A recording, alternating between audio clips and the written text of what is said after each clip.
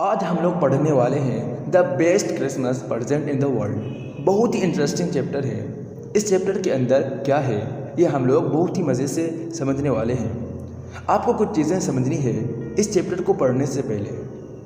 वो ये है कि जो हमारे लिए डेट्स होती हैं वो बहुत ज़्यादा इम्पोर्टेंट होती हैं। कुछ डेट ऐसी भी होती हैं जो अभी तक याद रखी जाती है, जिनमें से एक है 1914 का वार बिटवीन ब्रिटिश एंड जर्मन, और उसके बीच का एक इंसिडेंट जो कि बहुत इंटरेस्टिंग है, जिसको हम इस चैप्टर के अंदर पढ़ने वाले हैं। तो चलिए शुरू करते हैं। कहानी दूसरे हाथ से बनी सामान की दुकान में मौजूद कथावाचक के साथ खुलती है। वो कुछ समय से एक रोल टॉप डेस्क के लिए तरस रहे थे, लेकिन एक के बाद एक उनके हाथ नहीं लग सकते थे क्योंकि वो बहुत महंगे थे। अंत में उन्होंने ब्रिजपोर्ट में कबाड़ की दुकान पर एक देखा। विक्रेता ने उसे बताया कि ये 19वीं सदी की शुरुआत के दिनों का था और ओक से बना था। पुराना जैसा था, खराब हालत में था। रोल टॉप एकल टुकड़े में नहीं था। इसके एक पैर की अकुशल मरम्मत की गई थी और इसके एक तरफ इसके निशान थे जैसे कि ये जल गया हो। ये पुराना होने के कारण और इसमें जो स्थिति थी वो बहुत सस्ते दाम पर उपलब्ध थी। कथावाचक इसे इतनी बुरी तरह से प्राप्त करना चाहता था कि उसे विश्वास था कि वो इसे बहाल कर सकता है, भले ही इसकी संभावना कम थी। इस प्रकार उसने दुकान के आदमी को पैसे देकर इसे खरीदा और घर ले गया। वो इसे अपने वर्क रूम में ले गया जो उसके गैरेज के पीछे था और क्रिसमस की पूर्व संध्या पर इस पर काम करना शुरू किया। डेस्क बहुत खराब स्थिति में था और ये उसे दिखाई दिया। पानी और आग ने स्पष्ट रूप से पर्याप्त नुकसान किया था। तथ्य यह है कि सभी सजावटी लकड़ी या लिबास निकल रहे थे। इससे ये अधिक संभावना थी कि ये पानी की क्षति को हो सकती है। उन्होंने रोल टॉप को पूरी तरह से हटा दिया और ड्रॉर निकालना शुरू कर दिया। जबकि सभी ड्रॉर बाहर आ गए, अंतिम एक अटक गया था। उन्होंने इसे धीरे से खींचने की कोशिश की, लेकिन जब ये काम नहीं किया तो इसे बाहर निकालने के लिए उन्हें अत्यधिक बल का उपयोग करना पड़ा।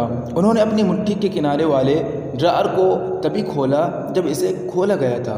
ये एक गुप्त दराज था जिसके अंदर एक काला टिन जैसा बॉक्स था। इसके शीर्ष भाग पर फिक्स किया गया था जिस पर लिखा था 25 जनवरी 1915 को प्राप्त, जिम का अंतिम पत्र। समय आने पर मेरे साथ दफनाया जाना। अस्थिर लिखावट में वो अपने दिल में जानता था कि उसके लिए बॉक्स खोलना गलत था, लेकिन जिज्ञासा ने उसे किसी तरह बेहतर कर दिया, जिस तरह से ये आम तौर पर होता है, और इसने इसे खोला। उसे खोलने पर उसे टिन के बक्से के अंदर एक लिफाफा मिला। उस पर एक पता लिखा था। ये पढ़ा, Shrimati gym McPherson, 12 copper PJs, Bridgeport, Dorset. कथावाचक ने पत्र निकाला, उसे प्रकट किया और पढ़ना शुरू किया। ये 26 दिसंबर 1914 को लिखा गया था, जैसा कि इसके ऊपर एक पेंसिल के साथ उल्लेख किया गया था। ये पत्र कोनी नाम के किसी व्यक्ति को अनौपचारिक और मैत्रीपूर्ण सलाम के साथ शुरू होता है। जिम ने खुलासा किया कि वो बहुत खुश मूड में लिख रहा था और वो उस महान चीज़ का विवरण साझा करने वाला है जिसे उसने अनुभव किया था।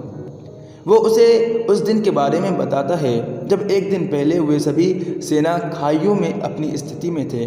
क्रिसमस का दिन था, मौसम ठंडा और नीरव था, जो सुबह का बना था। जैसे कि उन्होंने बताया, एक सुंदर सुबह जो उन्होंने अनुभव किया था। चारों तरफ ठंड थी, ठीक उसी तरह जैसे क्रिसमस की सुबह होनी चाहिए। वो व्यक्त करता है कि वो कोनी को कितना बताना चाहता है। ये जर्मन सैनिक थे जिन्होंने इसे शुरू किया था, जो भी वो उस दिन के बारे में बताने वाला है। वो बताता है कि वो कैसे प्रकट करने के लिए असहज महसूस कर रहा है कि ये जर्मन फ्रीटेज के रूप में संदर्भित एक सामान्य जर्मन नाम जिसने इसे शुरू किया था। वो उन घटनाओं की श्रृंखला को सूचीबद्ध करता है कि कैसे उन्होंने पहली बार एक सफ़ेद झंडा लहराया था। सफ़ेद झंडा संपूर्ण संघर्ष और बातचीत के लिए एक प्रतीक है। ये दूसरे पक्ष को इरादे की से अवगत कराने और उन्हें गोली न चलाने के लिए इंगित करने के लिए लहराया जाता है। फिर वो बताता है कि कैसे उन्होंने बिना किसी आदमी के भूमि चिल्लाए सुना, हैप्पी क्रिसमस टॉमी। उन्होंने अंग्रेज़ी सेना को संदर्भित करने के लिए टॉमी का इस्तेमाल किया क्योंकि ये एक आम ब्रिटिश नाम है। एक बार ब्रिटिश सेना समझ गई कि क्या हो रहा है। उन्होंने जर्मनों की वापसी की कामना की। उन्होंने ये भी सोचा था, लेकिन तभी वे उन्हें नो मैन्स लैंड पर देख सकते थे कि ग्रे कोट पहने हुए जो सफ़ेद झंडा लहरा रहे हैं और चिल्ला रहे हैं, अंग्रेजी सेना को गोली नहीं चलाने के लिए कहते हैं। सेना ने एक एक करके गोली नहीं चलाई। जर्मन बाहर आ गए। जिम ने अपने सैनिकों को निर्देश दिया कि वो छिपे रहें, क्योंकि उन्हें संदेह था कि ये किसी तरह की चाल है। लेकिन वास्तव में ये एक चाल नहीं थी। ये तथ्य कि जिम सभी को निर्देश दे रहा था, ये दर्शाता है कि वो उनका प्रमुख या प्रमुख था। उनके एक आदमी जर्मनों ने ये कहते हुए कि ये क्रिसमस है, उन्हें जश्न मनाना चाहिए, शेयर करते हुए किसी आदमी की ज़मीन पर उसके सिर पर बोतल लाद दी। उन्होंने ब्रिटिश सैनिकों को आमंत्रित किया और उन्हें बताया कि उनके पास उनके विशेष श्रेय और साहसियत भी है। कुछ ही समय में वे बहुत से जर्मनों को अपने हथियारों के बिना किसी व्यक्ति की भूमि पर घूमते हुए देख सकते थे। अंग्रेजी सेना से खाई से बाहर निकलने वाला पहला निजी मारिच था। इसके बाद हर किसी ने, और जिम के शब्दों में, उन्हें कोई रोक नहीं पाया। जिम का उल्लेख है कि अब वो कैसे महसूस करता है कि उसे उन्हें रोकना चाहिए था, क्योंकि वो उनका अधिकारी था। लेकिन वो ये भी स्वीकार करता है कि उस पल में उन्हें मानने से, शांति बनाने से रोकने के लिए भी ऐसा नहीं हुआ था। उस समय वे सभी देख सकते थे कि वे ग्रे और खाकी कोट में एक दूसरे से ज़मीन के केंद्र में मिलने के लिए चल रहे हैं। वो उल्लेख करता है कि यहाँ तक कि वो भी इसका एक हिस्सा था, और दोनों देशों के बीच युद्ध के बीच वे कैसे शांति बना रहे थे। वो व्यक्त करता है कि उस क्षण में उसे कैसा महसूस हुआ। ये उससे परे है जिसे शब्दों में व्यक्त किया जा सकता है। ये कल्पना की जा सकती है। जर्मन अधिकारी के नज़दीक आने पर वो बहुत अभिभूत हुआ, जिसने अपना हाथ बढ़ाया और अपना परिचय दिया। उसका नाम हंस वुल्फ था और वो डसेल्डोर्फ नामक स्थान से था। उन्होंने जिम से कहा कि उन्होंने आर्कसेट्रा में सेलो की भूमिका निभाई और उन्हें हैप्पी क्रिसमस की शुभकामना दी। जिम ने उन्हें बधाई दी और अपना पूरा नाम कप्तान जिम मैकफर्सन बताकर अपना परिचय दिया। उन्होंने जर्मन अधिकारी से कहा कि वो डोरसेट में एक स्कूल शिक्षक थे जो इंग्लैंड के पश्चिम में है। डोरसेट के बारे में सुनकर हंस ने प्रसन्नता व्यक्त की। उसने खुलासा किया कि वो जगह को अच्छी तरह से जानता है, लेकिन ये पता चला है कि वो कभी भी इस जगह या इंग्लैंड में किसी अन्य से मिलने नहीं गया था। वो इंग्लैंड और सभी स्कूल या अंग्रेजी पुस्तकों के बारे में इतना जानता था कि वो पढ़ता था।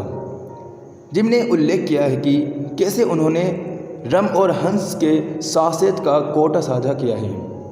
उनकी बातचीत के बारे में जिम का उत्साह पत्र से स्पष्ट था।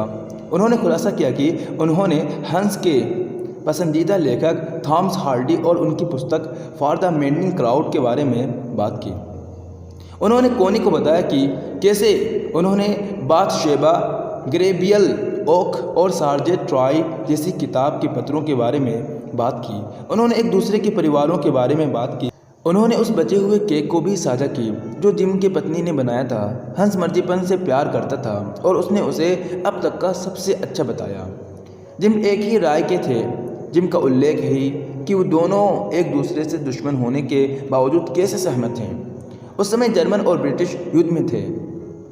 वो बताता है कि वो किस तरह से बिना किसी आदमी की ज़मीन को देखता था और ग्रे और खाकी में पुरुषों को आनंद लेते हुए देख सकता था। वे धूम्रपान कर रहे थे, खा रहे थे, हंस रहे थे, शराब पी रहे थे और सबसे ज़्यादा जश्न मना रहे थे। जिम ने उल्लेख किया कि कोई व्यक्ति जिसे वो नहीं जानता है एक फुटबॉल निकालता है और अगले पता चलता है कि वे बिना किसी आदमी की ज़मीन के बीच में फुटबॉल मैच कर रहे थे। गोल पोस्ट बनाने के लिए उन्होंने ग्रेट कोट का इस्तेमाल किया। हंस और जिम ने केवल टीमों के लिए देखा और खुश किया। उन्होंने ताली बजाई और खुद को गर्म रखने के लिए अपने झगड़े पर मुहर लगाई। जिम अपनी सांसों को हवा में मिलाते हुए भी देख सकता था। सर्दियों के समय हंस ने भी इसे देखा और वे दोनों एक दूसरे को देखकर मुस्कुराए। थोड़ी देर के बाद हंस ने कहा कि ये ठीक इसी तरह के विवाद को हल किया जाना चाहिए, न कि युद्ध द्वारा। एक फुटबॉल मैच में कोई भी अपना जीवन नहीं खोता है, कोई भी बच्चा अनाथ नहीं होता और कोई भी पत्नी विधवा नहीं होती। जिम हंस के इस विचार के जवाब देते हुए उन्होंने फुटबॉल के साथ इसे हल करने के बारे में कहा कि वे क्रिकेट का सुझाव देंगे क्योंकि तब टॉमिस के जीतने की अधिक संभावना होगी। उन दोनों में अच्छी हंसी थी। अफसोस की बात है कि जिम ने सूचित किया कि फ्रिट्ज ने 1 के लिए 2 गोल करके गेम जीता। हंस जैसे कि वो उदार था। टिप्पणी के लिए ये इसलिए था क्योंकि उनका लक्ष्य टॉमिस की तुलना में व्यापक था, जो थोड़ा अनुचित था। वे रम शेफ्स और सासेस से भाग गए। खेल समाप्त हो गया था। जितनी जल्दी उन्हें एहसास हुआ ये सब समाप्त हो गया, जिम ने हंस को अपनी शुभकामना दी और बताया कि कैसे वो चीज़ों के जल्द ख़त्म होने और अच्छे से ख़त्म होने की उम्मीद करता है ताकि वे सभी घर जा सके और अपने परिवारों के साथ फिर से मिल सके। हंस ने जवाब दिया कि उनके परिवारों के साथ पूर्ण मिलन और चीज़ों को अच्छी तरह से समाप्त करने के लिए कुछ ऐसा है जो हर सैनिक चाहता है। वो तब जिम को शुभकामना देता है और ये व्यक्त करता है कि वो हमेशा उस दिन को याद रखेगा। धीमी गति में सलामी देने के बाद हंस चले गए और केवल एक बार लहर में वापस आए। जिम को लगा जैसे कि हंस अनिच्छा से चल रहा है, लेकिन जल्द ही वो ग्रे कोटेड लोगों में से एक था जो वापस अपनी खाइयों में चले गए। जैसे ही वो अपने डग आउट आश्रयों में वापस आए, वे जर्मनों को बहुत मधुर तरीके से कैरोल गाते हुए सुन सकते थे। उन्होंने स्टील नच या साइलेंट नाइट गाया। तब टॉमिस ने गाया, जबकि शेफर्स ने देखा। बस इसी तरह उन्होंने उस रात कैरोल्स का आदान प्रदान किया और थोड़ी देर के बाद वे सभी चुप हो गए। अद्भुत क्रिसमस की रात के बारे में उसे बताने के बाद जिन कॉनी से कहता है कि चीज़ें जल्द ही सुलझेंगी और अगले क्रिसमस तक युद्ध सिर्फ एक दूर की स्मृति होगा। वो उसे बताता है कि उनके साथ उसके अनुभव ने उसे एहसास दिलाया है कि दोनों पक्ष शांति के लिए कैसे तरसते हैं। वो उसे आश्वासन देता है कि वे जल्द ही फिर से मिल जाएंगे। वो फिर हस्ताक्षर करता है। पत्र को पढ़ने के बाद, जो उसे पता था कि उसे पहली जगह में नहीं पढ़ना चाहिए था, उसने उसे बड़े करीने से लिफाफे में रखा। कथाकार उस रात और अगली सुबह सो नहीं सका। वो जानता था कि उसे वास्तव में क्या करना है, इसलिए वो ब्रिजपोर्ट गया, जो अपने निवास स्थान से कुछ ही दूर था। उन्होंने एक छोटे लड़के से पूछा कि वो अपने कुत्ते को कापर बीचे के लिए दिशा निर्देश देने के लिए चल रहा था। वो पत्र पर उल्लिखित पते की तलाश में वहाँ गया था, लेकिन घर का नंबर 12 सब जलकर खाक हो गया। इसकी छत सभी खुली हुई थी और खिड़कियाँ सुरक्षा के लिए बॉडी की से ढकी हुई थी। श्रीमती मैकफरसन के ठिकाने के बारे में पूछताछ करने के लिए उन्होंने घर का अगला दरवाज़ा खटखटाया। चप्पल में बूढ़ा व्यक्ति महिला को व्यक्तिगत रूप से जानता था। उन्होंने उसे एक प्यारी महिला कहा जो ज़्यादातर समय थोड़ी उलझन में रहती थी, लेकिन उसने उसकी उम्र पर दोष दिया क्योंकि वो 101 साल की थी। उसके घर में आग लग गई और उसे फायर कर्मियों ने बचा लिया। आग लगने के वास्तविक कारण ज्ञात नहीं है, लेकिन लोगों को इसके मोमबत्तियां होने का संदेह है। बूढ़ी औरत मोमबत्ती का इस्तेमाल करती थी क्योंकि उसे लगता था कि बिजली बहुत महंगी है। वृद्धा ने कथावाचक को बताया कि वो अब डोरचेस्टर रोड पर बर्लिंगटन हाउस नाम के एक नर्सिंग होम में रहती थी, जो शहर के दूसरी तरफ है। कथाकार बर्लिंगटन हाउस नर्सिंग होम गया, जो उसे काफ़ी आसानी से मिल गया। सभी जगह क्रिसमस की सजावट थी। दालान को सभी तरफ कागज़ की जंजीरों से सजाया गया था और अंत में शीर्ष पर एक विश्व परी के साथ एक क्रिसमस का पेड़ था। उन्होंने खुद को श्रीमती मैकफरसन के एक दोस्त के रूप में पेश किया, जो उन्हें क्रिसमस का उपहार देने के लिए आए थे। वो डाइनिंग हॉल में सभी को देख सकता था। वे सभी गा रहे थे और कागज़ की टोपी पहने हुए थे। मेट्रॉन ने ऐसे ही एक टोपी भी पहनी थी। वो कथावाचक को देखकर खुश हो गई और यहाँ की तक कि मिनेस पाई का एक टुकड़ा भी दे दिया, जैसे कि वो उसे गलियारे के माध्यम से चलता है। वो बताती है कि श्रीमती मैकफरसन को अक्सर आंख तुक नहीं मिलते क्योंकि उसका कोई परिवार नहीं है। उनके अनुसार श्रीमती मैकफरसन उन्हें देखकर प्रसन्न होगी। वो उल्लेख करती है कि वो आज नहीं मना रही है क्योंकि वो थोड़ी उलझन में थी। इसलिए उन्होंने सोचा कि उसके लिए आराम करना बेहतर होगा। वो उसे एक कंजर्वेटरी में ले गई जिसमें विक्स और पार्डेड पौधों से बनी कुर्सियाँ थीं। कंजर्वेटरी के अंदर एक बूढ़ी औरत को व्हील चेयर में बिठाया जिसके हाथ उसकी गोद में थे। उसके सफ़ेद बाल एक साफ सुथरे गोले में बंधे थे। जब वो वहाँ बैठी थी वो बगीचे में घूर रही थी। जब वो अंदर आया लेखक ने कहा, नमस्ते। उसने अपना ध्यान अपनी ओर घुमाया क्योंकि वो हैप्पी क्रिसमस की शुभकामनाएं देती रही और उसके पत्र दिया। बोलते समय वो लगातार उसके चेहरे की ओर देखती रही। ये केवल तब था जब उसने उसे टिन का डिब्बा सौंपा। उसकी आंखें अपार खुशी के कारण दीप्तिमान हो गई। टिन बॉक्स को उसके हवाले करने के बाद उसने उन घटनाओं की श्रृंखला को समझाया जो उसे पत्र तक ले गए, लेकिन उसने एक शब्द भी नहीं सुना जिसमें उसने कहा था कि वो बहुत खुशी से भरी हुई थी। ना ही उसने एक शब्द कहा। वो सिर्फ नम्रता, दया और स्नेह के साथ पत्र को हाथों में पकड़े वहाँ बैठी रही। जब वो चुपचाप वहाँ खड़ा था, कोनी हिल गया और उसका हाथ थाम लिया जबकि उसकी आंखें पानी से तर थीं। उसने कहा कि उसने क्रिसमस होने के अपने वादे को पूरा किया था। उसने यहाँ तक कि वो दुनिया में सबसे अच्छा क्रिसमस है। उसने फिर उसे अपने पास आने और उसके पास बैठने को कहा। उसने लेखक को जिम कहा। उसने जैसे कहा वैसे ही किया। वो उसके पास जाकर जबकि वो उसे अपने गाल पर चूम लिया। उसने उसे बताया कि कैसे वो अपने पत्र को रोज़ाना पढ़ती है, लेखक को जिम मानते हुए, और इसने उसे ऐसा महसूस कराया वो उसके साथ थी। वो उसकी आवाज़ सुनने के लिए तरस रही थी। लेकिन फिर उसने उल्लेख किया, अब जब वो उसके साथ यहाँ है तो वो उसे अपनी आवाज़ में पत्र पढ़ सकती है। वो पूछती है कि क्या वो उसके लिए ऐसा करेगा।